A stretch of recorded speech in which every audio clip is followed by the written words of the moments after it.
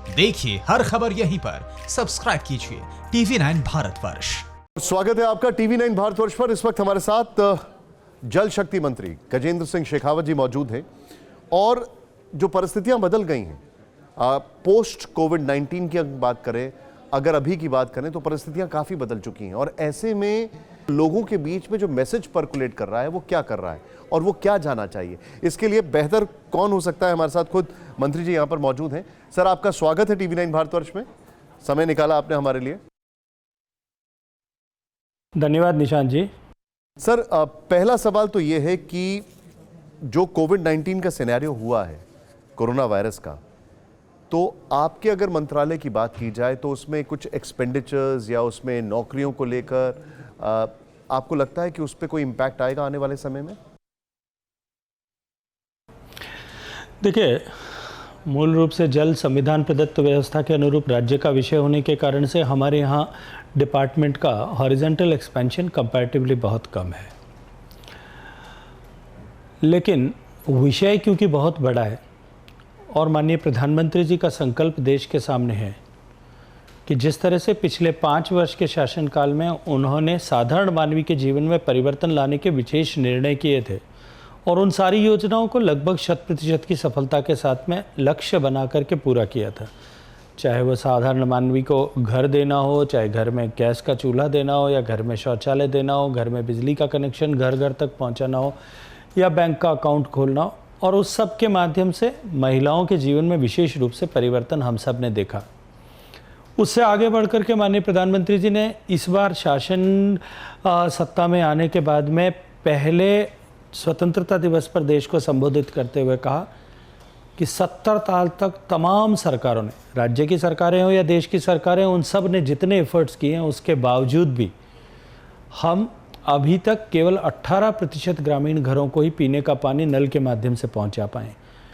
हमारे लिए एक एक दिन महत्वपूर्ण था, इसलिए हमने उस परिस्थिति का भी, कि कोविड की परिस्थिति में भी हमारा समय जाया न हो, हमने राज्यों के साथ निरंतर संवाद बना करके उनसे आग्रह किया कि वो इस लॉकडाउन की परिस्थिति का उपयोग करते हुए जो कुछ भी प्लानिंग का काम है, वो प्लानिंग का काम सारा जो है DPR बनाने से लेकर के प्लानिंग का काम सारा टेबल पर बैठ करके इस समय का उपयोग करते हुए कर लें, ताकि हम तुरंत वापस इम्प्लीमेंटेशन के मोड में आ जाएं। और जैसे ही 20 तारीख को लॉकडाउन 2 के बाद में अनुमति मिली काम करने की, हमने काम करना प्रारंभ कर दिया। लेकिन मैं क्या ये मान सकता हूं कि जो जल जीवन मिशन है, जहां पर आप टैप वाटर हर घर में 2025 तक लाने की, आपने 2024 तक लाने की आप लोगों ने सोची है और एक बहुत अच्छा संकल्प है ये, इसमें फर्क नहीं पड़ेगा? क्योंकि देखिए, अगर राज्यों की बात की जाए तो शायद कुछ समय के लिए उनकी प्रायोरिटीज बदल जाएं। निश्चित रूप से राज्यों की प्रायोरिटीज बदलेंगी, लेकिन मैं इसको इस तरह से मानता हूं कि इस कोविड की आपदा ने, इस कोरोना की आपदा ने जल के प्रति और स्वच्छता के प्रति, जो दोनों ही मेरी मंत्रालय के विषय हैं, इन दोनों के प्रति लोगों की जागरूकता को और अधिक बढ़ाया है कि हमको जल का विवेकपूर्ण उपयोग करना है। और जल क्योंकि हमारी शुद्धिकरण का एकमात्र माध्यम है, इसलिए हमको इसकी आवश्यकता भी, इसलिए संचय भी करना है। तो मैं ये मानता हूँ कि जिस रास्ते पर माननीय प्रधानमंत्री जी के नेतृत्व में देश चल पड़ा था जल संरक्षण और संचय को लेकर के, मुझे अत्यंत प्रसन्नता है कि पिछली बार के जल शक्ति अभियान के माफिक, हालांकि हम जल शक्ति अभियान इस बार नहीं कर पाए इस कोरोना की आपदा के कारण से, लेकिन देश भर में विभिन्न कोनों से समाचार आए हैं कि लोग स्वतः प्रेरणा से वर्षा के जल के संचय और संरक्षण के लिए खुद अपने स्तर पर जुटे हैं। नहीं तो आपको लगता है 2024 तक वो जो आपकी डेडलाइन है, आप लोग उसको मैनेज कर पाएंगे, या आपको लगता है उसमें थोड़ा ऑल्टरेशन होगा? मैं आज की तारीख में पूरे विश्वास के साथ में कह सकता हूं कि इस लक्ष्य को हम हासिल करेंगे। अगले साल कुंभ है मार्च के महीने में, आप उसमें कोई फर्क देखते हैं? क्योंकि अभी आपकी, मैंने जो पढ़ रहा था तो आप देखा कि आपकी बातचीत भी हुई है, आपने मुलाकातें भी की हैं, मतलब टेलीकॉन्फ्रेंसिंग के जरिए, तो आपको लगता है उसमें कुछ फर्क पड़ेगा या उसका प्रारूप थोड़ा बदलेगा? यदि मैं ग्लोबल ट्रेंड को देखूं, अमेरिका में, यूरोप में, चाइना में, जहां हमसे पहले कोरोना पहुंचा था, एक पर्टिकुलर पीरियड ऑफ टाइम जो है उसमें पीक आने के बाद में एकदम स्टीप जो है टेपर बीमारी का ग्राफ गया है। और मैं अपेक्षा करता हूं, भगवान से प्रार्थना करता हूं कि ऐसा ही भारत में भी हो और हम जून जुलाई तक जाते जाते इस संकट से एक बार लगभग बाहर निकल जाएं। तो जो दुनिया का सबसे बड़ा मनुष्यों का एकत्रीकरण होता है और हमारी परंपरा का कुंभ है वो बना रहे। लेकिन मैं सोचता हूँ कि आज उस दिशा में किसी भी तरह की जो है भविष्यवाणी करना कि उसमें फ़र्क पड़ेगा या नहीं पड़ेगा, ये अनुकूल नहीं भी होगा, समय के लिए भी अनुकूल नहीं है, उपयुक्त भी नहीं है। लेकिन ऐसा नहीं हो पाएगा ये मान करके हम आज तैयारी बंद नहीं कर सकते। हमने राज्य सरकार का सहयोग किया है। हमने पिछले प्रयागराज के कुंभ के समय में भी दुनिया भर से आए हुए 20-22 करोड़ लोगों ने पानी की गुणवत्ता में सुधार को ऑब्जर्व किया, वहाँ की व्यवस्थाओं को, मिशन गंगा जो हमारा नमामि गंगे मिशन है उसके माध्यम से किए हुए सारे कार्यों की सराहना की, उस सबको देखा है। मैंने उत्तराखंड राज्य के मुख्यमंत्री और उनके प्रशासन के साथ में बातचीत भी की है और माननीय प्रधानमंत्री जी के मार्गदर्शन नेतृत्व में हम सब लोग कटिबद्ध हैं कि हम कुंभ को उतना ही यशस्वी कुंभ फिर बनाएंगे। क्योंकि आपने जिक्र किया तो एक सवाल मन में आ रहा है, नमामि गंगे का असर दिख रहा है, लेकिन आपको लगता नहीं है कि बहुत ज़्यादा चीज़ें खराब हैं, लेकिन एक पॉजिटिव नोट ये है कि हमारी नदियां बड़ी साफ़ हो गई हैं। इस पर आपका रिएक्शन क्यों है, क्या होगा सर? देखिए, निश्चित रूप से हमारे प्रधानमंत्री जी ने इस बात की जो है, क्योंकि उनकी दूरदृष्टि, उन्होंने पहले ही इस बात की अपेक्षा की थी कि ये सारे प्रश्न और विषय आएंगे। देखिए, ये तय है, हम सब जानते हैं कि प्रत्यक्ष रूप से दो कारण नदियों में या जल स्रोतों में प्रदूषण के होते हैं। एक तो ये कि जो सूरज के कारण से जो पानी नदियों में जाता है, चाहे ट्रीटेड, अनट्रीटेड या सेमी ट्रीटेड पानी जाता है वो, और दूसरा प्रदूषण का कारण होता है जो इंडस्ट्री से एफ्लुएंट जाता है। अब ये तय बात है कि सूरज से पानी तो उसी बदस्तूर उसी तरह से जा रहा है, कुछ ज़्यादा ही गया होगा इस दिनों में, ज़्यादा बार हाथ धोने के कारण से। लेकिन ये तय है कि इंडस्ट्री सारी एक साथ बंद होने से इंडस्ट्रियल पोल्यूशन का लोड जो है वो कम हुआ। प्रधानमंत्री जी ने शुरुआत के समय में ही जब लॉकडाउन लागू हुआ तब उनका निर्देश था कि हमको सारी नदियों के पानी में की क्वालिटी टेस्ट करना चाहिए, क्योंकि ये एक अवसर है कि जब देश की सारी इंडस्ट्री बंद है तो हम इस बात को जान सकते हैं कि इंडस्ट्री का पोल्यूशन क्वांटम कितना होता है नदियों में। हमने उसके टेस्ट किए हैं, विभिन्न संस्थाओं ने टेस्ट किए हैं, एनालाइज कर रहे हैं।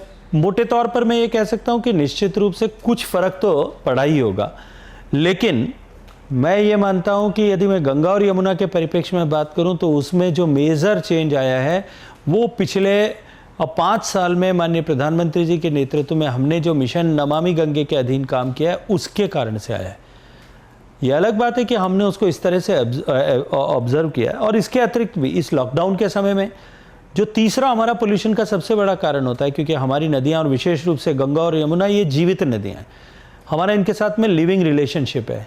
1 करोड़ लोग प्रतिदिन लगभग गंगा में रोजाना स्नान करते हैं और किसी अवसर उत्सव के समय में तो पूरी यूरोप की जितनी आबादी है उतने लोग शायद एक दिन में स्नान करते होंगे। तो छठ जैसे उत्सव के दिन तो शायद और करोड़ों लोग जाकर के नदियों के साथ में अपनी पूजा अर्चना, स्नान, ध्यान, कपड़े धोना, वस्त्र छोड़ देना, जूते छोड़ देना, ये सब करते हैं। इतने ही जानवरों का रोजाना साहचर्य हमारी नदी के साथ में होता है।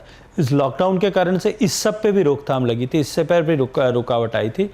तो इसलिए पोल्यूशन के कारणों में कमी होने के कारण से निश्चित रूप से प्रभाव दिखाई दिए।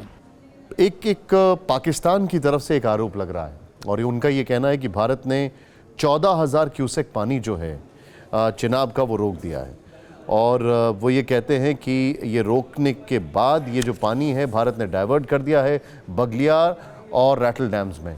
क्या इस पर टिप्पणी आपकी? देखिए, सिंधु घाटी नदी समझौता मेरे हिसाब से शायद दुनिया की सबसे हॉली ट्रीटी कंसीडर की जाती है। पाकिस्तान द्वारा 3 प्रत्यक्ष युद्ध 65 में और 71 में और उसके बाद कारगिल में, और जो 71 के युद्ध में मुंह की खाने के बाद में लगातार स्यूडो वार भारत के खिलाफ चलाए जाने के बावजूद भी भारत ने हमेशा सिंधु नदी समझौते को हमेशा सम्मान के दृष्टिकोण से देखा और उसको बनाए रखा। कल्पना कीजिए कि जो देश हम पर आक्रमण कर रहा है, हमारे लोगों का खून बहा रहा है, हम उस देश को पवित्र भाव के साथ में उस देश को पानी जाने की जो संधि है उसका सम्मान कर रहे हैं। आज तक भी हमने वही पानी रोका है जो पानी हमारे अधिकार का है, जो पानी हमारे किसानों के अधिकार का है, जो बिजली हमारे किसानों के अधिकार के लिए उससे पैदा होनी, हमने वही पानी रोका है। इसके बाद में भी हम वही पानी रोकने वाले हैं जो हमारे हिस्से का पानी है, चाहे रावी का पानी हो, रावी की सहायक नदियों का पानी हो, जो हमारे नदियों के हिस्से का पानी है वही हमने रोका है।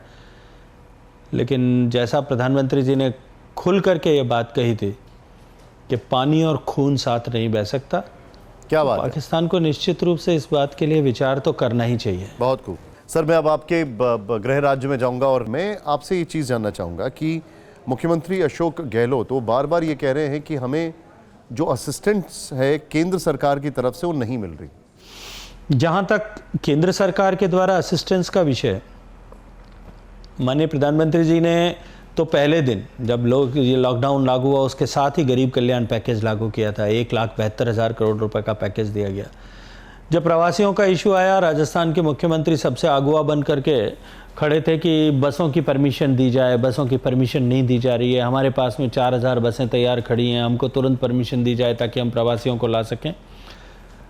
गृह मंत्रालय ने अनुमति दी, वो बसें पता नहीं कहाँ खो गई, वो फिर कुछ नहीं कर पाए। उसके बाद में उन्होंने कहा कि रेल दी जानी चाहिए, रेल से लाने की व्यवस्था करें। आज तक राजस्थान ने अपने यहाँ पर केवल 16 या 17 ट्रेन को जो है अंदर आने की अनुमति दी है। अब भारत सरकार के द्वारा रेल की अनुमति देने के बाद में जिस प्रदेश से मजदूर आपका प्रवासी आना चाहता है उसकी अनुमति देकर रेल लेना तो आपके हाथ में। उत्तर प्रदेश की सरकार ने अपने यहाँ पे लगभग 300 ट्रेन ली हैं। उत्तर प्रदेश में 300 रेलें आई हैं, बिहार में 246 रेलें क्रॉस कर चुकी हैं, अब तक 246 रेलें आ चुकी हैं। मैं तो पूछना चाहता हूं कि दूसरों पर दोष लगाने से पहले उनको देखना चाहिए कि उनके यहाँ 16 ही रेल क्यों आई है, या मध्य प्रदेश ने अब जो है वेस्ट बंगाल ने अपने यहाँ 6 ही ट्रेन क्यों ली है, या छत्तीसगढ़ ने अपने यहाँ पर जो है ट्रेन, झारखंड और छत्तीसगढ़ ने अपने यहाँ कुल गिनती की ट्रेन क्यों ली है। ऐसे सारे प्रदेश जो आरोप लगा रहे हैं उन सबको निश्चित रूप से इस बात को आत्मावलोकन करने की आवश्यकता है कि उनके यहाँ पर रेलें क्यों नहीं ली जा रही हैं अंदर। नहीं तो फिर आपको ये लगता है कि वो जानबूझ के इस फ्रंट पे चीज़ों को इग्नोर कर रहे हैं और चाहते नहीं है कि उनके यहाँ कोरोना कोरियर्स आएँ और वो और प्रदेशों में रहे तो वहीं बेहतर है।